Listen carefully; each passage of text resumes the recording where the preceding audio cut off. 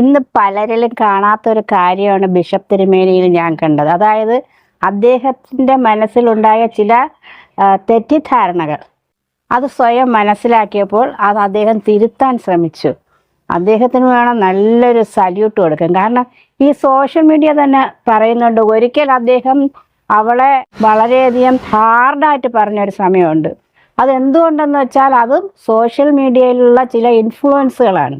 അതായത് പലരും ഇദ്ദേഹത്തെ പ്രകോപിപ്പിക്കുന്ന തരത്തിലുള്ള ചോദ്യം ചോദിച്ചപ്പോൾ അദ്ദേഹത്തിന് അവൾ അങ്ങനെയാണോ, അവൾ അങ്ങനെ തന്നെ പറഞ്ഞു എന്നുള്ളൊരു ചിന്താഗതിയിൽ അദ്ദേഹം ചില കാര്യങ്ങൾ പറഞ്ഞു പോയി എന്നുള്ളതാണ് അദ്ദേഹം പറയുന്നത്. അദ്ദേഹത്തിൻ്റെ വാക്കുകളിലൂടെ തന്നെ നമുക്കത് കേൾക്കാം. വാസ്തവത്തിൽ ഞാനും രേണുസുധിയും തമ്മിൽ വ്യക്തിപരമായിട്ട് ഇന്ന് വരെ ഒരു സംസാരം ഉണ്ടായിട്ടില്ല. മുഖാമുഖം ഞങ്ങൾ ഒന്നും പറഞ്ഞിട്ടില്ല. സോഷ്യൽ മീഡിയയിലെ ഒരു വിഭാഗം ആൾക്കാർ എന്നെ, അതായത് ഇങ്ങനെ എന്താണ് പറയാ, ഇവിടെ വന്ന് ഇന്റർവ്യൂ ചെയ്യുന്ന മീഡിയ എന്നെ ഇന്റർവ്യൂ ചെയ്യുന്ന സമയത്ത് നിങ്ങൾ കേട്ട സോഷ്യൽ മീഡിയ കണ്ടതുപോലെ നിരവധി ക്വസ്റ്റ്യൻസ് എന്നോട് ചോദിക്കുമ്പോൾ അതിന് പറഞ്ഞ ഉത്തരങ്ങളിലൂടെയാണ് ഞാനും രേണുസുധിയും തമ്മിൽ ആ ശത്രുത പോലെ ആകേണ്ട ഒരു സാഹചര്യം ഉണ്ടായത്. ഇതുവരെ രേണുസുധിയും ഞാനുമായിട്ട് മുഖാമുഖം അവർ ഫാമിലി ആയിട്ടോ രേണുസുധിയുമായിട്ടോ ഒന്ന് മുഖം കറുപ്പിച്ച് സംസാരിച്ചിട്ടില്ല, ഒരിക്കലും ഉണ്ടായിട്ടില്ല. അദ്ദേഹത്തിൻ്റെ ആ മനസ്സ് വളരെ നല്ലതാണ്. അതായത് ഒരു താഴ്മയുണ്ട്, ഓരോ സംസാരത്തിനും വളരെ താഴ്മയുണ്ട്. പക്ഷേ ചില കാര്യങ്ങളിൽ, അതായത് അവൾക്ക് എന്തെങ്കിലും തെറ്റ് പറ്റിയിട്ടുണ്ടെങ്കിൽ ആ സാഹചര്യം അവൾക്കത് സംഭവിച്ചു പോയി. ആ പോയ കാര്യം ഈ വളരെ പരിതാപകരമായിട്ടുള്ളൊരു സമയത്തെടുത്തിട്ട് അവളെ വളരെയധികം തേജോവധം ചെയ്യുന്ന തരത്തിലുള്ള പല കമൻറ്റുകളും വളരെ സങ്കടകരമാണ്. ഞാൻ ശരിക്കും പറഞ്ഞാൽ എനിക്ക് കാശൊന്നും കിട്ടുന്നതൊന്നും അല്ല, പക്ഷേ വളരെ സന്തോഷത്തിലിരിക്കുന്ന ഒരു മനുഷ്യന് വേണ്ടി നമ്മളൊന്നും സംസാരിക്കേണ്ട ആവശ്യമേ ഇല്ല. പക്ഷെ സങ്കടകരമായി നാല് ചുറ്റും നിന്ന് പരിഹസിക്കുമ്പോൾ, അതായത് എല്ലാവരും ഇടിച്ച് ചവിട്ടി തേക്കാൻ ശ്രമിക്കുന്ന സമയത്ത് നമ്മൾ ഒരു ആശ്വാസ വാക്ക് പറഞ്ഞാൽ അത് ഒരുപക്ഷെ കേൾക്കുകയാണെങ്കിൽ അത് വളരെ സന്തോഷമായിരിക്കും, സമാധാനമായിരിക്കും. ഞാൻ മുഖേന ഒരല്പമെങ്കിലും അവൾക്ക് സമാധാനവും സന്തോഷവും കൂടെയുണ്ടെന്നുള്ളൊരു ചിന്തയും കിട്ടിയാൽ ഞാൻ സത്യമായിട്ടും വളരെയധികം എനിക്ക് സന്തോഷമുണ്ട്, എൻ്റെ മനസ്സുകൊണ്ട് സന്തോഷമുണ്ട്.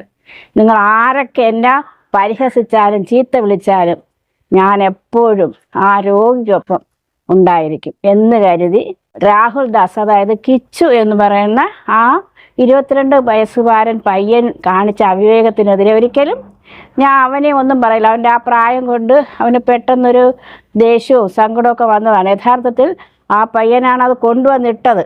ആദ്യമായിട്ടൊരു വീഡിയോ തലേ ദിവസം വരെ വളരെ സ്നേഹമായിട്ടും വളരെ സന്തോഷമായിട്ടും കഴിഞ്ഞിട്ട് അടുത്ത ദിവസം കൊണ്ട് അവൾക്കെതിരായ ഒരു വീഡിയോ ഇട്ടു. അവൻ്റെ മനസ്സിൽ എന്തൊക്കെ ചിന്തകൾ വന്നു. കൂട്ടുകാരുമായിട്ട് അങ്ങനെ ഉല്ലസിച്ച് നടന്നപ്പോൾ ചില ചിന്തകൾ അവൻ്റെ മനസ്സിൽ വന്നു. അങ്ങനെ സംഭവിച്ചതാണ്. അപ്പോൾ അത് മുഖേന അവൾക്ക് ഒരുപാട് പരിഹാസം കിട്ടിയപ്പോൾ അവൾ അതിനെ പ്രതികരിച്ചു. ആ പ്രതികരണം വീണ്ടും വളരെ പ്രശ്നത്തിലേക്കും പ്രയാസത്തിലേക്കും പോയി. ആ കാര്യങ്ങൾ ഇപ്പം നമ്മൾ പറയുന്നില്ല. അപ്പോൾ ഇതൊക്കെ ആണെങ്കിലും അവരുടെ ആവശ്യ സമയങ്ങളിൽ അവർക്ക് വേണ്ടിയിട്ട് പ്രാർത്ഥിക്കാൻ അദ്ദേഹം അവളുടെ വീട്ടിലെത്തി. ഒരു പിണക്കമൊന്നുമില്ല, അവർക്ക് ആശ്വാസവുമായി എത്തി. അവരുടെ വീട്ടുകാർക്കും പിണക്കമില്ല എന്നാണ് അച്ഛൻ്റെ വാക്കുകളിലൂടെ മനസ്സിലാക്കാൻ കഴിഞ്ഞത്. സോഷ്യൽ മീഡിയയിലൂടെയാണ് ഈ ഒരു എന്തുണ്ടായത്, ഇങ്ങനെ ഒരു പിണക്കങ്ങളും ദേഷ്യങ്ങളും ഒക്കെ സംഭവിച്ചു പോയത്. ഇവിടെയുള്ള സന്ദർഭങ്ങളിൽ അവര് പ്രാർത്ഥിക്കാനായിട്ട് അവരുടെ മാതാവും പിതാവും ഈ രേണുസുധി സഹോദരി എന്നോട് ആവശ്യപ്പെടുന്ന സന്ദർഭങ്ങളിൽ എനിക്ക് സമയമുള്ളപ്പോൾ ഒക്കെയും പോയിട്ട് അവരുടെ രോഗത്തിന് വേണ്ടി പ്രാർത്ഥിക്കുവാൻ എനിക്ക് അവസരം കിട്ടിയിട്ടുണ്ട്. ഞാൻ പോയി പ്രാർത്ഥിക്കാറുണ്ട്. അതെനിക്ക് വളരെ വളരെ മനസ്സിനൊരു സമാധാനമാണ്. നമ്മൾ അവർക്ക് വേണ്ടി പ്രാർത്ഥിക്കുമ്പോൾ നമുക്ക് ചെയ്യാൻ പറ്റുന്ന ഏറ്റവും വലിയൊരു കാര്യം. അപ്പം രേണുസുധിക്ക് സ്വന്തമായിട്ടൊരു യൂട്യൂബ് ചാനൽ ഉണ്ടെന്നാണ് ഞാൻ കേൾക്കുന്നത്. അവരവരുടെ രോഗവിവരങ്ങൾ അവരെ സ്നേഹിക്കുന്നവരെ അറിയിക്കുന്നു. അവരെ സ്നേഹിക്കുന്നവരും അവരെ ചേർത്ത് പിടിക്കുന്നവരെയും അവരുടെ അപ്ഡേറ്റ്സുകൾ അവർ അറിയിക്കാറുണ്ട്. എനിക്ക് ഇന്ന് ഓർമ്മയില്ല, ഇന്ന് ക്ഷീണമാണ്, അല്ലെ ഇന്ന് എനിക്ക് പ്രയാസമുണ്ട്, അല്ലെ ഇന്ന് ഞാൻ ഹോസ്പിറ്റലിൽ പോയി. അവരവരുടെ കാര്യങ്ങൾ അറിയിക്കുന്നു. അവരെ സ്നേഹിക്കുന്നവരത് കാണുന്നു. അവരെ വിമർശിക്കേണ്ടവർ അതിൻ്റെ അടി കമന്റുകൾ എഴുതുന്നു. പക്ഷെ സ്വന്തം മകനെന്ന് അവര് വളർത്തിക്കൊണ്ട് വന്ന അങ്ങനെ അവർക്ക് എഗനസ്റ്റ് ആയിട്ട് പറയുമ്പോൾ തീർച്ചയായിട്ടും നമ്മള് എന്താ ചെയ്യുന്നത്? നമ്മൾ മലർന്നു കിടന്ന് തുപ്പുന്ന പോലൊരു അനുഭവം ആ കൊച്ചു പയ്യൻ കാണിച്ചു വെച്ചിരിക്കുന്നു. പിന്നെ രേണുസുതി ആ പയ്യൻ എതിർത്ത് സംസാരിച്ചു എന്നൊക്കെ പറയുന്നുണ്ട്. അവൾ അച്ഛൻ തന്നെ ഒരു സ്ഥലത്ത് പറയുന്നതായിട്ട് കേട്ടു. അവൾ ഇപ്പോഴും ഡിപ്രഷനിലാണ്. സത്യമാണ്, കീമോയെല്ലാം വന്ന് അതിൻ്റേതായ ബുദ്ധിമുട്ടിലും പ്രയാസങ്ങളിലും ഇരിക്കുമ്പോൾ പെട്ടെന്നൊരു കാര്യം കേൾക്കുമ്പം ഭയങ്കരമായ സങ്കടം വരും. പിന്നെ ആൾക്കാർ ഭയങ്കരമായിട്ട് പറയുന്നത് എന്തെന്ന് വെച്ചാൽ, അവൾ വീഡിയോ ചെയ്യുന്നതിന്, റീൽ ചെയ്യുന്നതിന് അവൾ പറയുന്നുണ്ട്, എനിക്ക് ഒരു നിവർത്തിയില്ല, ഇത് മാത്രമാണ് എൻ്റെ ഏക വരുമാനം. അവളുടെ രോഗമെന്ന് പറഞ്ഞാൽ അത് കഠിനവുമാണ്. പലരും പറയുന്നുണ്ട് ആൾക്കാർ കൊണ്ട് കൊടുക്കുന്നുണ്ട്, അവർ കൊടുക്കുന്നുണ്ട്, ഇവർ കൊടുക്കുന്നു. അതൊക്കെ വളരെ തുച്ഛമായിട്ടുള്ള കാര്യങ്ങൾ മാത്രമേ കിട്ടുന്നുള്ളൂ. ആരുടെ എന്നും അവൾ എനിക്ക് കാശ് തരണമെന്ന് പറഞ്ഞ് ചോദിച്ചിട്ടില്ല. അവൾക്ക് വേണ്ടി പിരിക്കാൻ തുടങ്ങിയപ്പോൾ തന്നെ അതൊരു ബുദ്ധിമുട്ടാകും എന്നുള്ളത് മനസ്സിലാക്കി അവൾ അതിന് വേണ്ടിയിട്ട് അവൾ പറഞ്ഞു, എനിക്ക് വേണ്ടി നിങ്ങൾ പിരിക്കണ്ട എന്ന്. അതും അവൾക്ക് എതിർത്ത് പലരും പല സംസാരങ്ങളും കൊണ്ടുവന്നിട്ടുണ്ട്. അപ്പോൾ നമുക്ക് നീളയും പോകാൻ പറ്റില്ല, കുറുക്കയും പോകാൻ പറ്റില്ല എന്നുള്ള ഒരു അവസ്ഥയിലാണ് രേണു ഇപ്പോൾ കടന്നു വയ്ക്കൊണ്ടിരിക്കുന്നത്. അവളുടെ രോഗമാണെങ്കിൽ അതികഠിനമായിട്ടുള്ള അവസ്ഥയിലുമാണ്. ആദ്യത്തെ കീമോ മാത്രമേ കഴിഞ്ഞിട്ടുള്ളൂ. അപ്പോൾ പ്രിയപ്പെട്ടവരെ, തീർച്ചയായിട്ടും നിങ്ങൾ ഈ സമയത്ത് അവളെ കുത്തി നോവിപ്പിക്കാതെ അവളുടെ രോഗത്തിന് വേണ്ടി, അവൾക്ക് വേണ്ടി നിങ്ങൾക്ക് വിശ്വാസമുള്ളവർ പറ്റുമെങ്കിൽ പ്രാർത്ഥിക്കുക. അത് മാത്രം മതി. നമ്മുടെ എല്ലാം ഒരു ആശ്വാസവാക്കുകൾ രേണുവിന് വളരെ സന്തോഷമായിരിക്കും, ആശ്വാസമായിരിക്കും.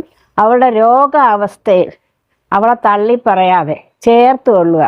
അവൾ എന്ത് പറഞ്ഞാലും ഏത് പറഞ്ഞാലും തീർച്ചയായിട്ടും ആ രോഗം മൂർച്ഛിച്ച് നിന്നപ്പോഴാണ് അവൾക്ക് പെട്ടെന്ന് വിഷമം വന്ന് അവൾ ആ അവസ്ഥയിൽ, ഡിപ്രഷൻ്റെ അവസ്ഥയിൽ ചില കാര്യങ്ങളൊക്കെ പറഞ്ഞു. ഇനി അവൾക്ക് വേണ്ടി പ്രാർത്ഥിക്കാൻ മാത്രമേ കഴിയുള്ളൂ. ഈ രോഗം വന്ന് കണ്ടിട്ടുള്ള ആ വ്യക്തിയാണ് ഞാൻ. അതുമൂലം അവർ കഷ്ടപ്പെടുകയും പ്രയാസപ്പെടുകയും മനസ്സിലാക്കിയിട്ടുണ്ട്.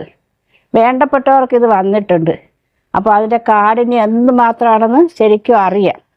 അവർ ഭയങ്കരമായിട്ട് ഛർദ്ദിക്കും, അവർക്കൊന്നും കഴിക്കാൻ പറ്റില്ല. അതാണ് അവസ്ഥ. അവർക്ക് ഒരു 15 വയസ്സ് ഉള്ളപ്പോൾ മുതൽ ആ രോഗം ചെറുതായിട്ട് സ്റ്റാർട്ട് ചെയ്തതാണ്. പക്ഷെ അവൾ അറിഞ്ഞത് ഇപ്പോഴാണെന്ന് മാത്രം. അവൾക്ക് കിട്ടിയ കർമ്മഫലോട് അതാണ് ഇതാണെന്നൊക്കെ പറയുന്നതിന് മുമ്പ് നമ്മൾ ചിന്തിക്കുക, നമ്മൾ ആരെയും കുറ്റപ്പെടുത്തരുത്. ആ കുറ്റപ്പെടുത്തൽ ചിലപ്പോൾ നമുക്ക് തന്നെ തിരിച്ചടിക്കും. അത് മനസ്സിലാക്കുക. ദൈവം നിങ്ങളെല്ലാവരെയും അനുഗ്രഹിക്കട്ടെ. ചിലരേക്കും പ്രാർത്ഥിച്ച് സുഖപ്പെടുത്തുമെന്ന്. പ്രാർത്ഥിച്ചൊരിക്കലും സുഖപ്പെടുത്താനുള്ള മാന്ത്രിക വിദ്യയൊന്നുമില്ല. മരുന്ന് കഴിക്കുക, ഒരു പോസിറ്റീവ് എനർജി ഉണ്ടാക്കുക, അതിലൂടെ ശക്തി പ്രാപിക്കുക. അത് മാത്രമേ പറയാവുള്ളൂ.